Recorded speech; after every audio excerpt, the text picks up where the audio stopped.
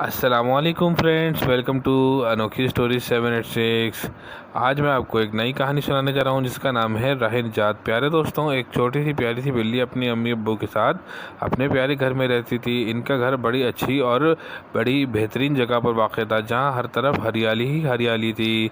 किसी किस्म की कोई परेशानी रुकावट नहीं थी। एक बार क्या हुआ कि इस छोटी बिल्ली के अम्मी अब्बू शिकार करके अपने बच्चे के लिए गोश्त लेकर आ रहे थे तो एक तेज़ रफ्तार गाड़ी ने इन दोनों को कुचल दिया।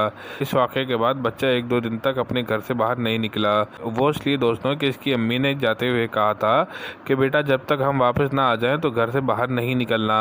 फिर इसको भूख ने परेशान करना शुरू कर दिया। हर तरफ गाड़ियां ही गाड़ियां थी, बड़ी बड़ी ऊंची ऊंची इमारतें थीं। अभी ये बच्चा अपने घर के पास ही घूम रहा था तो एक आवारा कुत्ते ने इसको देख लिया तो फौरी तौर पर इसको मारने के लिए इसकी तरफ लपका। जब कुत्ते ने इसको देखा था तो एक लड़के ने भी इस बच्चे को देख लिया था। कुत्ते से ज़्यादा तेज़ रफ्तारी से भागते हुए लड़के ने बच्चे को उठा लिया और भागता हुआ अपने घर ले गया। इस बच्चे की तरबियत की। इस तरह से अल्लाह पाक ने इस बच्चे को एक नया घर भी दे दिया, एक अच्छा मालिक भी दे दिया जो इसका हर वक्त एक बाप की तरह ख्याल रखता है। प्यारे दोस्तों और प्यारे बच्चों, ये थी राह निजात की कहानी। अगर आपको ये कहानी अच्छी लगे तो इसको ज़्यादा से ज़्यादा शेयर कीजिए, ज़्यादा से ज़्यादा लाइक कीजिए और मेरे चैनल अनोखी स्टोरीज़ 786 को ज़रूर सब्सक्राइब कर दीजिएगा। जज़ाकल्लाह, अस्सलाम वालेकुम।